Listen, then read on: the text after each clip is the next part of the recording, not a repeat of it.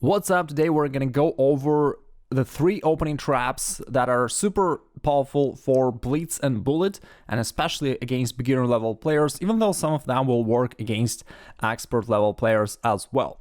And there we go with the first trap, which happens in the Ruy Lopez, also known as the Spanish game. And here it's a pretty interesting thing, because in this case, you're going to trick the trickster. If you ever checked traps in the Ruy Lopez, you probably came across this kind of trap, all right? And pretty much any chess book or video would cover the following trap that black can set against white. In this case, black is playing this bit provocative move pawn to d6, kind of inviting white to play pawn to d4, which looks really aggressive, pressuring here the e5 pawn, threatening pawn to d5, but after that, black prepared something against it. They play pawn to b5 first, and after bishop b3, they initiate the series of exchanges here on d4, hoping that white will just take here queen takes d4. And actually, that's one of the most played moves by beginners.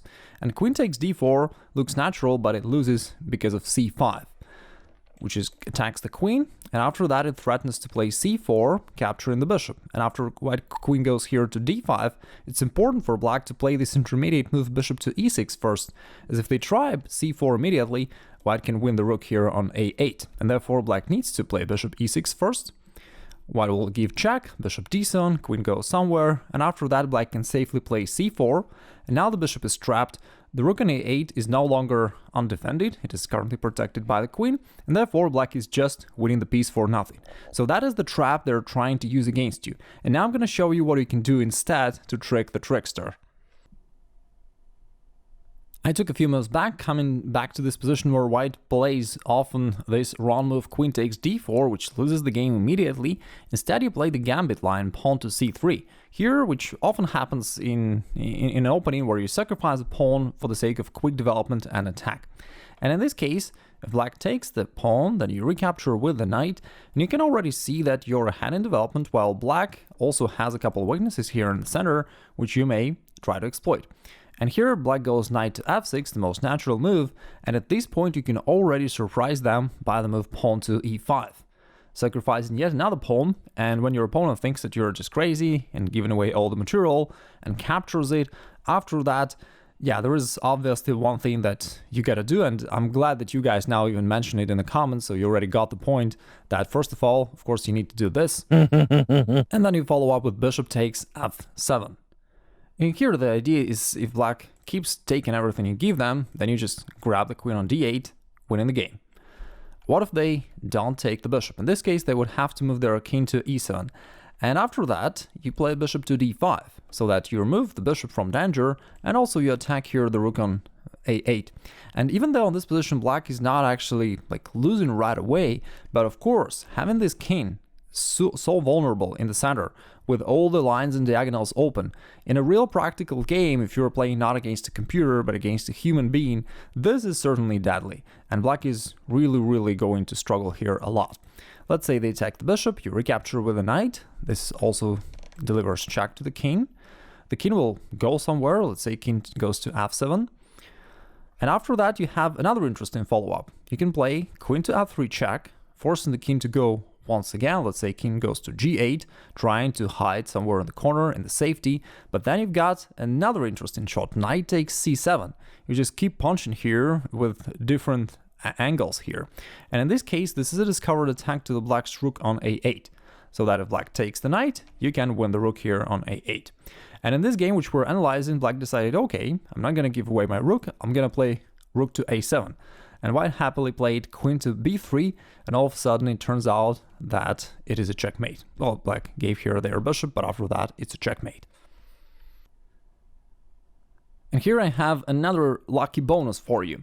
We just analyzed that you can play here pawn to c3, sacrifice your pawn for quick development, playing in gambit style, and sometimes when you're playing against opponents who dislike to be attacked, they think to themselves, okay, if I take here, I help him to develop his knight, I open up more lines, it looks dangerous, and who knows, maybe if I take here, he can try to somehow attack me with queen d5, so all in all, they're concerned about being attacked, and they say, okay, I'm gonna play pawn to d3 just to decline the gambit and to play safely.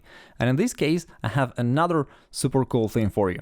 Here, instead of playing queen takes d3, you can play pawn to a4. And in this case, you're threatening pawn takes b5, taking advantage of the pin. And in this case, the majority of your opponents will respond actually bishop to d7, because in this case, they protect the pawn on b5 and also they provide the support for their rook on a8. And therefore, after you take here on b5, they just recapture, thinking, now all's good, my rook is protected, so there's nothing to worry about. And yet, in fact, this position is already losing for black, because you've got a really powerful move, queen to h5. Threatening, checkmate in 1, queen takes f7. Now what can black do?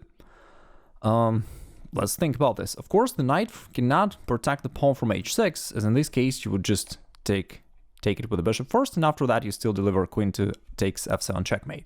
So knight h6 doesn't work. If they go bishop e6, this also doesn't make sense, as the bishop is pinned, and you can just take it, taking advantage of the pin. Therefore, bishop e6 doesn't work either. Finally, they'll most likely play pawn to g6, because there is nothing else they can do anyway, and in this case you play queen to d5, with a double attack to that pawn on f7 and also the rook on a8, and that is why white is winning here. If black tries bishop e6, you can grab the rook on a8 immediately, or even better, to deliver this intermediate check first, and after that to grab the rook either with the queen or with the rook, and you're totally winning here. The second trap is the one you may use when you're playing black and your opponent goes pawn to d4. In this case, you may play pawn to e5, sacrificing the pawn here, and after that you follow up with knight to c6, attacking this pawn. They are likely to protect it, and after that you play queen to e7. This move is slightly unnatural because normally you don't want to develop your queen too early in the game, but in this case it sets the trap that is really effective. Even though I wouldn't recommend that you play this against expert level players, as anyway queen to e7 is a bit dubious, but nevertheless it works, especially in blitz. Alright, so what is white going to do here? They see that you're attacking the pawn here, and they'll play a bishop to f4. Looks so good for white, protecting the pawn, and so this pawn also keeps all of your pieces locked somewhere there on the king side. Now you play queen to b4, with a double attack to the king, as well as the bishop, and also there is the threat to the white's pawn on b2. If white goes bishop d2, which is probably the best move, then you take the pawn on b2, attacking the rook. You're still actually attacking the pawn on e5 with your queen and knight, but of course the major threat is just taking the rook there on a1. And therefore a lot of your opponents will play here bishop c3, which looks so good for white to protect the rook and also to drive your queen away from b2. But then you've got an unpleasant surprise for your opponents, which is bishop b4. Putting the pin on this bishop and renewing the threat to the white's rook, and of course just bishop takes c3 is also a very straightforward threat here. And white is actually losing here in all the lines. If they just take here on b4, you recapture with the knight, and you've got a lot of threats here, queen to a1 or knight to c2, and white is defenseless. If white tries to protect the bishop by the queen, in this case you take here on c3, notice that you're still attacking the rook, so if they want to save it they'll have to take with a queen, but then all of a sudden queen can sneak into the c1 square, delivering checkmate. And the final trap for today happens when your opponent plays Scandinavian Defense against you. Here the second most played move is queen goes to d8, then you go d4, knight to c6. If they're attacking your pawn here on d4, you play knight to f3. And here it's really interesting that the following trap that I'm about to share with you is something that a lot of players are unaware of. Let me just show you how badly both sides handle this position in reality. This is the database of games here, and you can see that most frequently black goes bishop g4, the most natural move, and yet it's a mistake. But most players don't know this, so they go for this. And in this position, most of the white's players do not know how to handle this situation, and they either play bishop to e3 or bishop to e2, which are passive, compared to the move d5, which I'm about to share with you. And if white plays pawn to d5, you can see that in the vast majority of the cases, black goes knight to e5, which is just losing.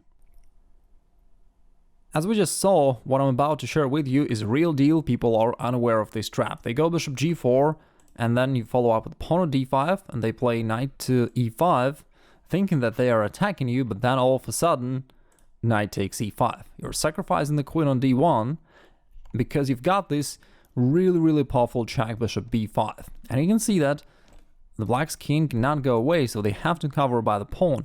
And after that, you just recapture, and even though, for the moment, black has an extra queen, but they're in big trouble. The point is, this bishop is just a monster, and there is nothing really black can do to save their material advantage, as because of this discovered check which you're about to deliver by your bishop, black is in a big trouble. And of course you're gonna do this either by moving your pawn to c7 so that you also attack the queen, or by taking the pawn here on b7, which would also attack the rook. And regardless of what black does here, you just play one of these two moves and you win.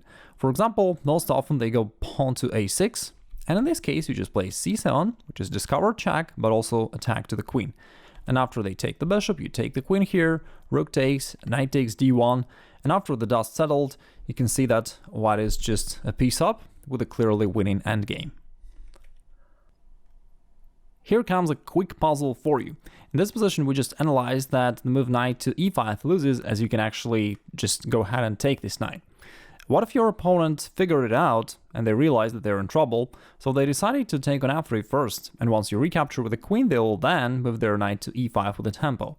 In this case, there is another line that I recommend. You can take with a pawn, so that when they go knight to e5, it does not attack your queen here on f3, and you can safely continue your development by playing bishop f4 and attacking this knight once again, so that once it goes back, you can once again keep pushing with knight goes to b5, threatening knight takes c7, which is, almost a checkmate actually. Black plays rook c8, the only move to protect the pawn, and here you've got a really cool move, queen goes to e2. So that you block them from moving their e-pawn forward, and you're still putting a lot of pressure onto their position. So they probably decide, hey, let me kick this knight away and play pawn to a6. And at this point, please think about this and write it down in the comments below if you can find the winning shot here for white. If you enjoyed it, don't forget to subscribe to the channel. It's scientifically proven that those who are subscribed will win more games. And of course, just kidding about that, but anyway, consider subscribing. And also, if you haven't watched my video about the Magnus trap in Sicilian Defense, how to crush black in Sicilian Defense, you may click the link on the screen or down below the video and check this out.